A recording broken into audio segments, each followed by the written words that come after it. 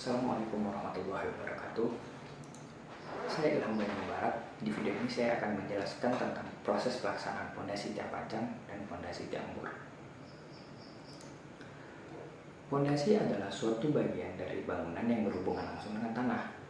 Merupakan bagian dari struktur yang berfungsi meneruskan beban menuju lapisan tanah pendukung di bawahnya. Metode pelaksanaan fondasi tiang pancang. Proses pemasangan tiang pancang. Yang pertama, kepala tiang yang akan dipancang harus dilindungi dengan bantalan topi atau mandrel. Lalu, tiang pancang diikatkan pada sling yang terdapat pada alat. Setelah itu, tiang pancang diangkat dan ditarik sehingga tiang pancang masuk pada bagian alat pemancang. Setelah tiang pancang berdiri, maka tiang pancang diluruskan terlebih dahulu, kemudian dilakukan pengecekan kemiringan dengan menggunakan water pass agar diperoleh kemiringan yang diperlukan. Setelah kemiringan telah sesuai, maka dapat dilakukan proses pemancangan yang pertama. Pemancangan dimulai dengan cara mengangkat dan menjatuhkan hammer secara kontinu ke atas helmet yang terpasang di atas kepala tiang. Apabila kedalaman pemancangan lebih dalam dari panjang satu batang tiang pancang, maka perlu dilakukan penyambungan dengan tiang pancang yang kedua. Proses penyambungan tiang pancang kedua yaitu dengan cara pengelasan. Setelah itu dapat dilakukan proses pemancangannya seperti yang dilakukan pada batang pertama. Tiang pancang harus dipancang sampai penetrasi maksimum atau penetrasi tertentu sesuai dengan perencanaan. Selanjutnya dapat dilakukan pemancangan di titik-titik berikutnya dengan metode yang sama. Sekarang saya akan menjelaskan tentang metode pelaksanaan fondasi tiang bor. Proses pengeboran pada pekerjaan bor pile dapat dilakukan dengan dua cara, yaitu dengan sistem bor kering atau dry drilling dan sistem bor basah atau wash boring. Berikut sistem bor kering. Tanah dibor dengan menggunakan mata bor spiral dengan cara memutar mata bor dan diangkat setiap interval 0,5 meter. Hal ini dilakukan dengan berulang sampai kedalaman yang ditentukan. Sedangkan sistem bor basah, tanah dibor dengan menggunakan mata bor crossbeam yang memiliki kecepatan putar 375 rpm dan tekanan kurang lebih 200 kg. Jika tanah dalam keadaan mudah runtuh, dapat diberi casing sementara terlebih dahulu untuk menghindari kelongsoran dinding lubang hasil pengeboran. Selanjutnya adalah proses pembersihan lubang bor. Lubang bekas bor kemudian dibersihkan dengan alat pembersih khusus dengan ukuran yang sesuai dengan diameter lubang yang dibor. Pembersihan lubang bor ini dilakukan untuk membersihkan lumpur dan tanah bekas galian yang masih tersisa di dalam lubang. Tahap selanjutnya adalah proses pemasangan besi beton dan pipa tremi untuk pengecoran. Kerangka baja tulangan yang telah diinstal diangkat dengan bantuan diesel dan power winch dalam posisi tegak lurus terhadap lubang bor dan diturunkan dengan hati-hati agar tidak terjadi banyak singgungan dengan lubang bor.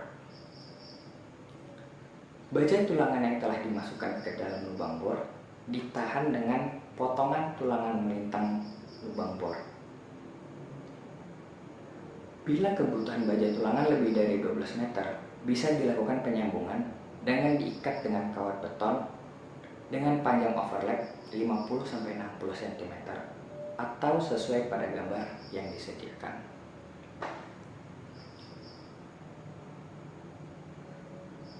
Setelah rangka baja tulangan terpasang,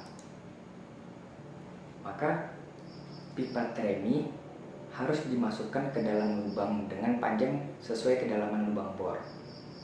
Bila pada waktu pemasangan baja tulangan terjadi singgungan dan terjadi keruntuhan di dalam lubang bor, maka diperlukan pembersihan ulang dengan memasang head kombinasi diameter 6 inci ke diameter 22 inci dengan memompa air ke dalam stang bor dan pipa tremi. Maka reruntuhan dan tanah yang menempel pada besi tulangan dapat dibersihkan kembali.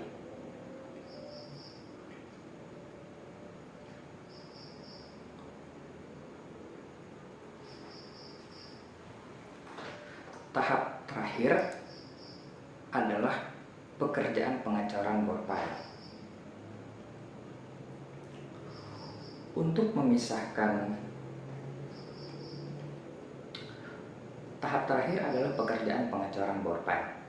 Untuk memisahkan adukan beton dari lumpur limbah pengeboran di awal pengecoran, maka digunakan kantong plastik yang diisi adukan beton dan diikat dengan kawat beton, kemudian digantung di bagian dalam lubang tremi 1 meter ke bawah dari corong pipa tremi.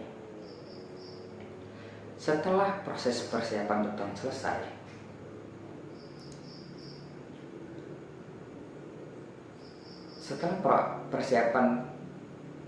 persiapan pengecoran selesai, beton selama 18 cm ditampung di dalam corong tremi dan ditahan oleh bola plastik yang berisi adukan beton. Setelah cukup penuh, bola kantong plastik dilepas sehingga beton mendorong lumpur yang ada di dalam lubang tremi. Pengecoran dilakukan secara terus-menerus untuk menghindari kemacetan pada pipa tremi. Dengan sistem tremi ini, pengecoran dimulai dari dasar lubang dengan mendorong air atau lumpur dari bawah menuju keluar lubang.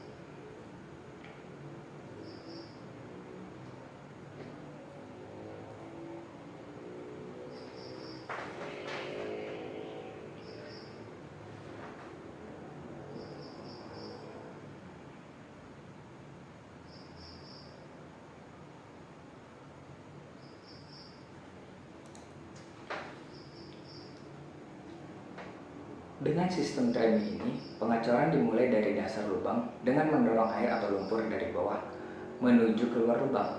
Setelah pipa tremi penuh dan ujung pipa tremi tertanam beton, sehingga beton tidak dapat mengalir karena ada tekanan dari bawah. Untuk memperlancar adukan beton di dalam pipa tremi, maka harus dilakukan hentakan-hentakan pada pipa tremi.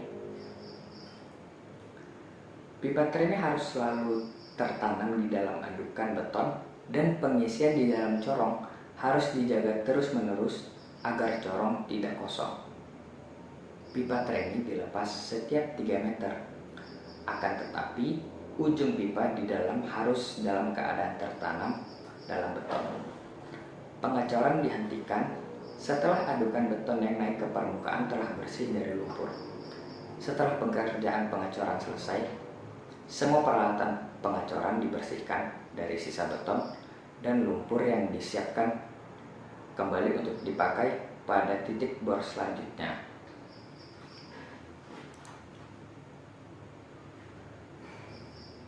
Sekian penjelasan dari saya tentang proses pelaksanaan pondasi tiang pancang dan pondasi tiang bor.